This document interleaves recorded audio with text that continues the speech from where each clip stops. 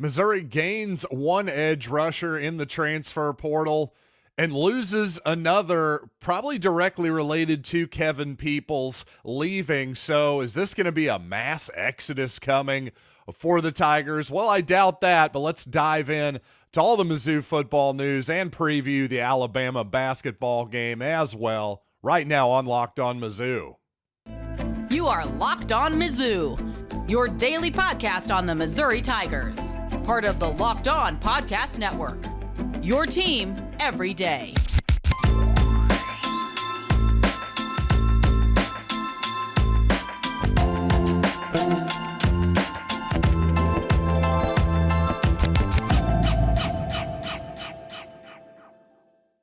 Hey, all you true sons and daughters, I'm John Miller, your Mizzou mafioso and the central scrutinizer of Missouri Tigers football and basketball. And today's episode is brought to you by FanDuel. Make every moment more. Right now, new customers get $150 in bonus bets guaranteed when you place a $5 moneyline bet. Visit FanDuel.com/locked on to get started.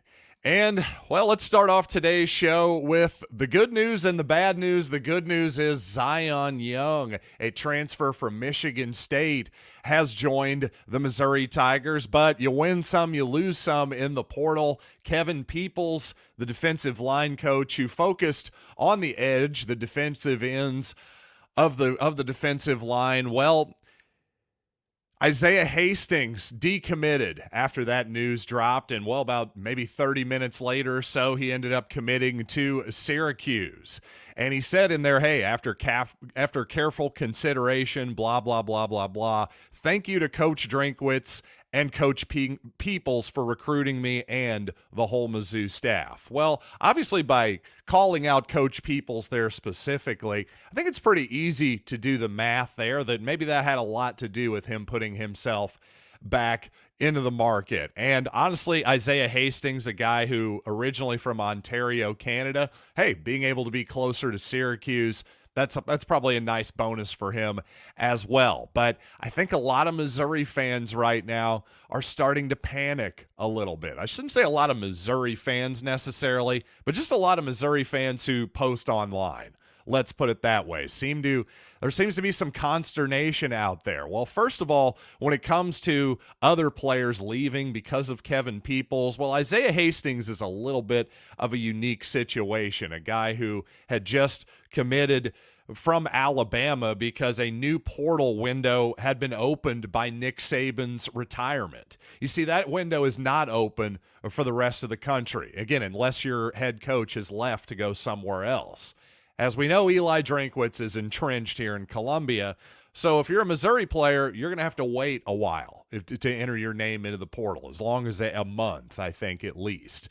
I'm not exactly sure the exact date there, but the point is, it's going to be a few weeks before anybody at Missouri could even potentially enter the portal. So therefore, I don't think there's any reason to panic at this point. Now, when it comes to the defensive coordinator position, still not a lot to report right now. It would seem that Missouri has done one would have to assume some preliminary interviews have been done, but just nothing is really leaked out in terms of information. And overall, I would say that's a good thing. I think it's good that Missouri and Drinkwitz, his staff, everybody around them in the athletic department has been pretty tight-lipped at this point. So it's honestly a little bit surprising, even though I am giving Missouri credit for this. At the same time, there's the other side of the coin as well, the people who are interviewing and their agents too. So it is just interesting that nothing is really leaked out yet. But to me, it's nothing to worry about, because although Kalen DeBoer, Alabama's new coach, of course, formerly of Washington, he just hired his defensive coordinator in the last 12 to 24 hours or so. And again, a little bit of consternation by some of the more impatient fans here at Missouri, causing them to just worry. And again, I'm the opposite here. I think that just because there's a vacuum of information here, that doesn't mean there's anything to worry about. For me, I'll worry about the defensive coordinator when we actually have a name, when somebody actually gets hired, or so we at least get something leaked out there that there's a strong candidate. Give me something before I start worrying. That's just not my nature to be overly worried about something that I have absolutely no knowledge on whatsoever. But again, let's get back to Zion Young here a little bit. 6'6", 265. Again, Michigan State edge rusher for the past 2 seasons. He actually played 183 snaps as a freshman, which is quite a bit. Was also a significant contributor as a sophomore, with only 2 sacks, both of them coming against the Richmond Spiders early in the season, but also a total of 8 quarterback hits on the year as well, according to Pro Football Focus. So again, I would feel better about any edge rusher who came in, whether it was a freshman or a portal person, if Kevin Peoples was still around, to be honest, because I think him and Al Davis together have obviously formed quite a formidable duo, being able to develop many different types of linemen, whether it is interior or outside. As I said, Kevin Peoples tended to focus on the defensive ends, the outside guys by all indications. So this is a definite concern, and you can see why maybe Hastings, hey, if that was a big reason why he was going to come to Missouri, you can see why maybe he would have decided to get a little bit closer to home given the opportunity. And again, Hastings, a guy who didn't really contribute at all to Alabama the last couple seasons. Zion Young, certainly a much bigger contributor at Michigan State. Hastings, much more of, I think, of an upside play at this point in his career, and even when he was recruited to Alabama. So it's not as though that significant upside still can't manifest itself. But for 2024, it seems like actually Zion Young is probably a better bet to be a productive player than Isaiah Hastings. So really, if I had to pick one, I'm going to focus more on next season, the bird in the hand versus 2 in the bush, that kind of thing. So give me Zion Young and his, by the way, 6-7 week odyssey in the transfer portal has finally come to a close.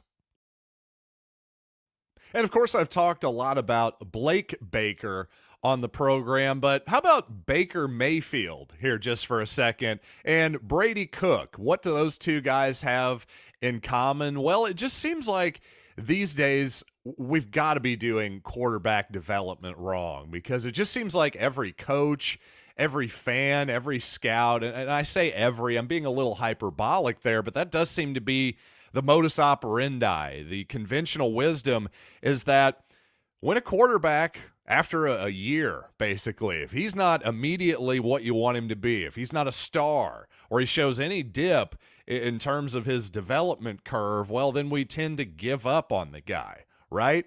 Hey, in the NFL, everybody loved Drew Lock for about a season, maybe a half a season, until, well, some of his warts started to show up a little bit. And now it's as though, well, he's terrible. Let's just send him to the scrap heap and bring in some new 21-year-old.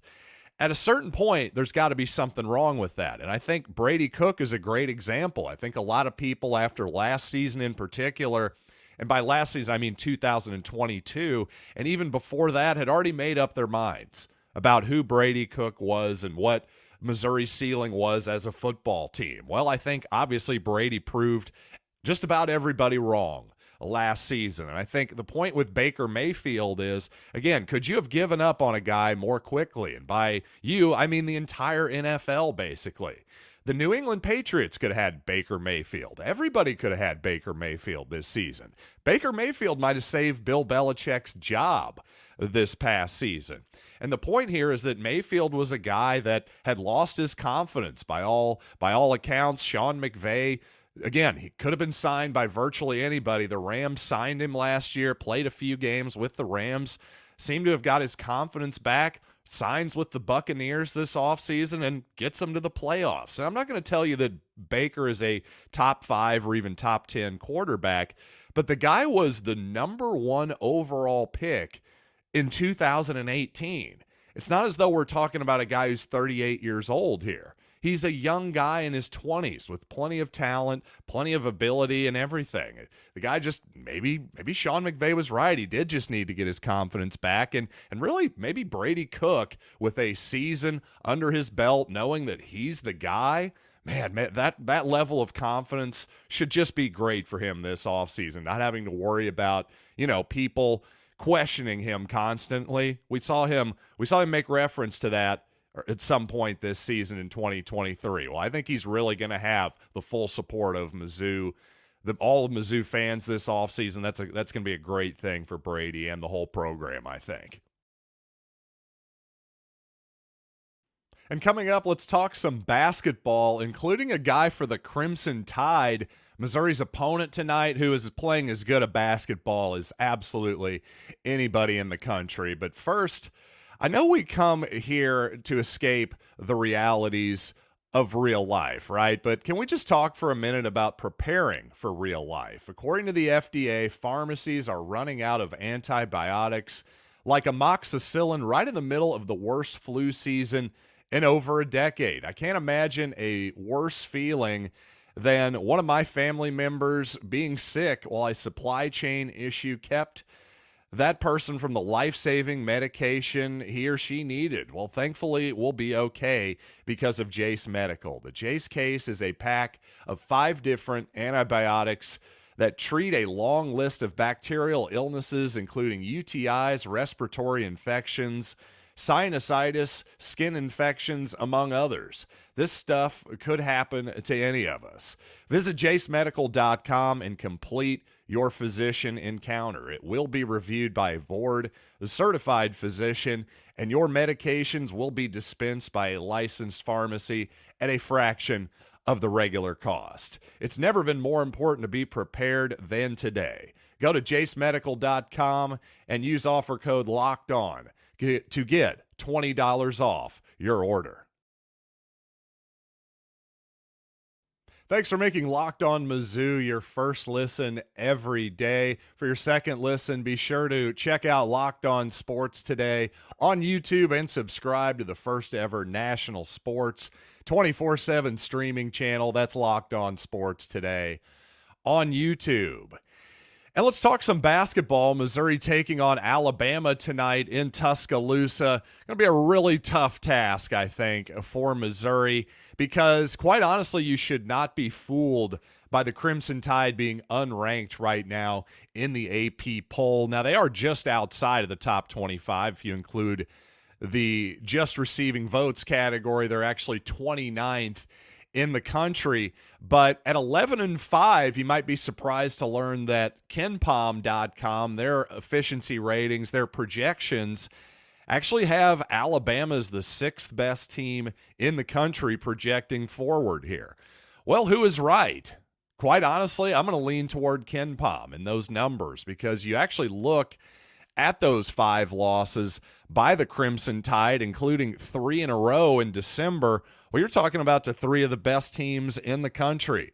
A road game, a 3-point loss at Creighton, and also to top 5 teams, Purdue and Arizona, in neutral sites as well. So really, the efficiency numbers are giving Alabama actually a little bit of credit for that 3-game streak. They had them 13th, for instance, leading into that game. They actually moved up a couple spots because of their performance, again, in a 3-game losing streak. Now, again, your traditional AP voter is going to look at Alabama at that point and see they lost 3 in a row and 4 of 5, and actually they lost 5 out of 7 games at one point, and just decide, oh, I guess Nate Oates, it's just not their season.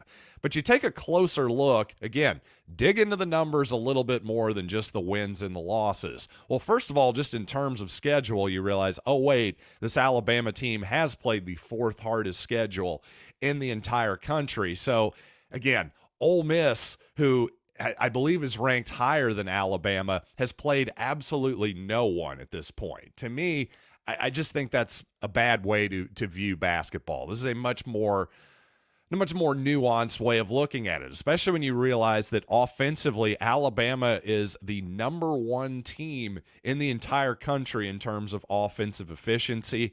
and 58th in defense as well. Now, obviously, 58th in defense is not elite, but it's not bad either. If you remember the 2012 Missouri Tigers, that was the number one offensive efficiency team at the end of the season, well, they were about 100-something in terms of defense. So this Alabama team actually on paper better than the 2012 Missouri Tigers, just to give you an idea of what we're dealing with here.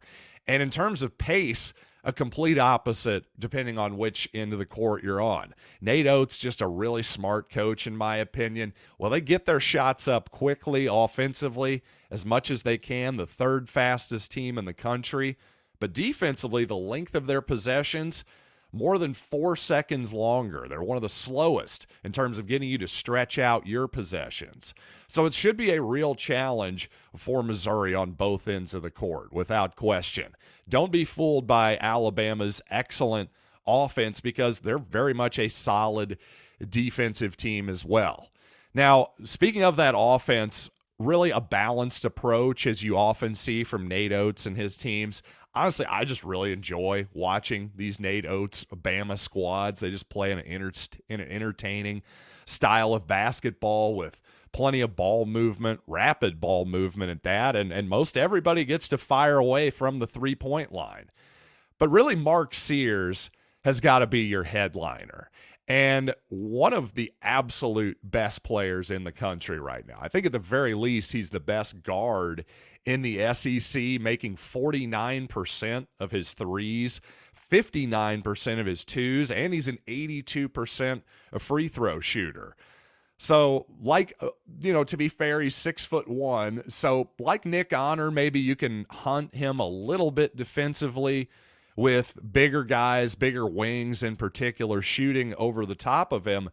But offensively, that guy has been just about perfect so far. And honestly, I was thinking about this just the other day. I was talking to my dad at the last Missouri game that we attended. I was just talking about how, to be honest, the old transfer rules, guys having to sit out an entire season when they transfer, especially when they transfer up a level. Well, really what those rules did in effect was punish guys who are late bloomers, guys who, for whatever reason, maybe they were physical late bloomers, or perhaps they just didn't start playing the sport late enough, or maybe there was just a particular skill that they needed to work on. Maybe it was strength, maybe it was shooting, functional quickness, whatever it might be. Suddenly this person gets that skill and they're an entirely new player. Well, why should they be punished just because they were a late bloomer? And I think, again, my point here is I think Mark Spears is maybe the ultimate example of a late bloomer here, a guy who started off his career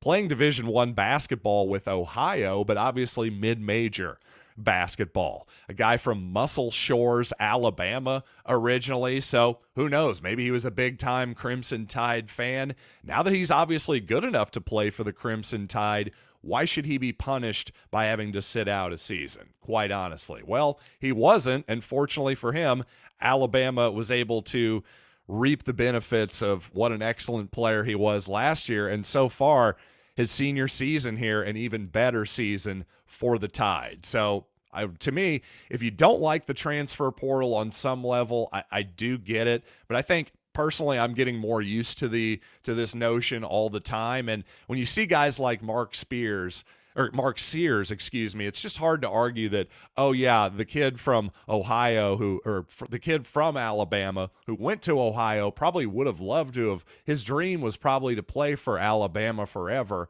He went there and proved that he is a good enough player to be there at a lower level. Why should he be punished for that? That's my only point there. And I think Mark Sears is a great example of the other side of the coin, the positive part of the transfer portal.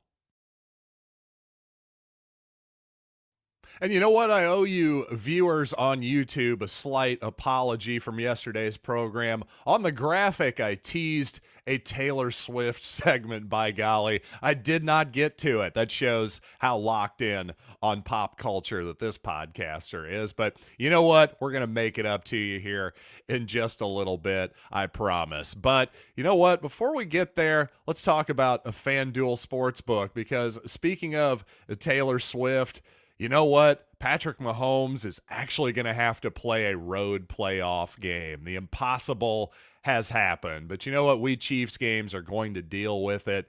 And here's what I know. If you want to bet on the game, you got to go to FanDuel, because right now new customers get $150 in bonus bets guaranteed when you place a $5 money line bet. That's $150 in bonus bets, win or lose. And again, whether you like the Chiefs plus 2.5, maybe plus 124 on the money line at Buffalo, you got to visit FanDuel.com/lockedon and make your first bet a chip shot extra point. It's FanDuel, official partner of the NFL.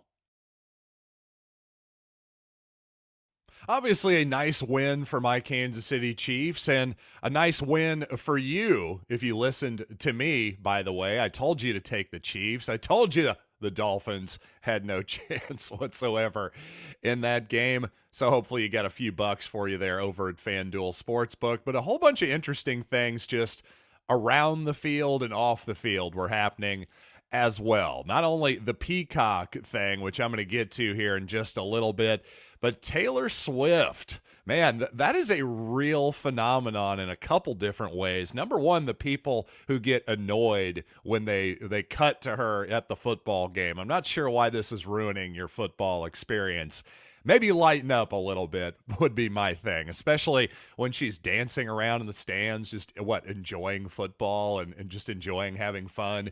Maybe she's got a couple drinks in her. I don't know. I can relate to Taylor in that particular moment. I'm not bothered by it whatsoever. But what has come to really surprise me as I was watching this game, had a little party for celebrating a couple birthdays, including my own, and well, some kids were over as well. My daughter is not old enough. Neither one of my daughters is old enough to really know about Taylor Swift or care who she is at this point. But I have some friends with some slightly older daughters, or maybe in the 8, 9, 10, 11, 12, that kind of range. And let me tell you something. They weren't annoyed by cutaways from Taylor Swift. In fact, they were annoyed with me if I didn't tell them quickly enough when Taylor was on the screen. That was apparently my job. I didn't realize it. But I have to say, I'm absolutely stunned that this whole Taylor Swift thing is actually drawing young ladies to football, seemingly. One of my friends, his oldest daughter, was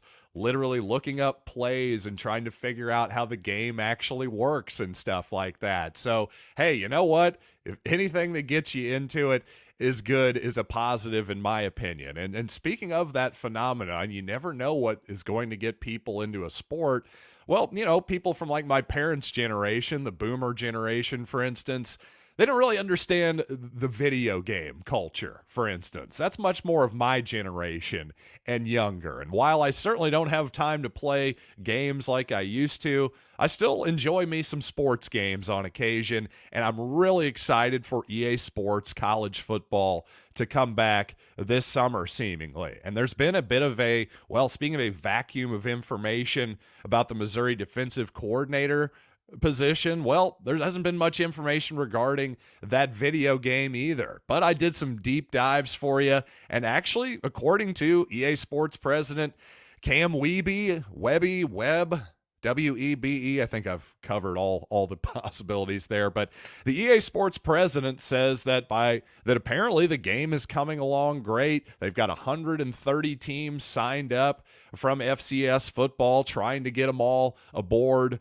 get them all on board before the game is launched, of course. So that thing is a huge positive. I'm just telling you right now. It's been basically a decade since that game has been out. And again, if you're my parents' generation, maybe you just don't care about video games, regardless of your generation, I promise you this is the type of thing that can get people into the sport who otherwise would not have been before, especially if you're an NFL fan that maybe doesn't have any allegiance to a college team. Well, guess what? If you play with the University of Missouri in that game this season, you love their uniforms. Maybe you think Luther Burden is just unstoppable in the game. And by the way, Brady Cook's going to have a nice rating in that game as well. He'll be a good scrambling quarterback.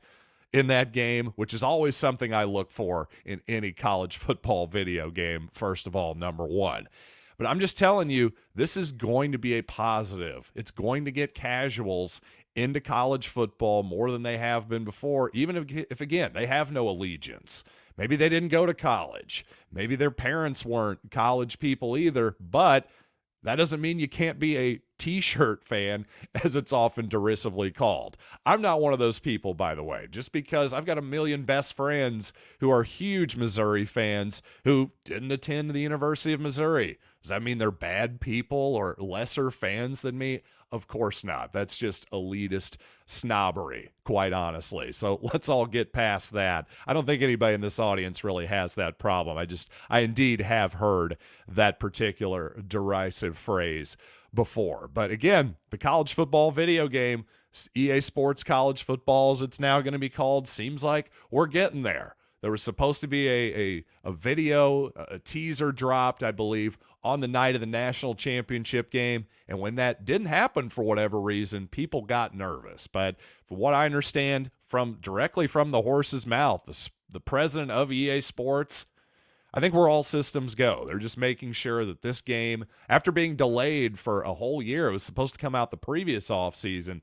I just think this is going to be a great thing. Whenever this thing comes out, I think we're all going to have a ton of fun with it. And ultimately, once again, we're going to get some casuals on board as well. Hopefully some of those casuals, it'll just be the perfect storm, and Missouri will have another great 2024 as well. Create even more fans across this great land. But again, thanks for joining me as always here on Locked On Mizzou. By the way, just one more note, Jake Garcia ended up at East Carolina, the former Missouri quarterback. Didn't see the field this season to my knowledge. I don't remember. Maybe he took a snap or two at some point, but not a lot of significant action, obviously, as the third-string quarterback. So Jake Garcia, the well-traveled young man, on the move once again to East Carolina. So just one more note there to close it out. So until next time, I am John Miller, and thanks as always for listening to Locked on Mizzou.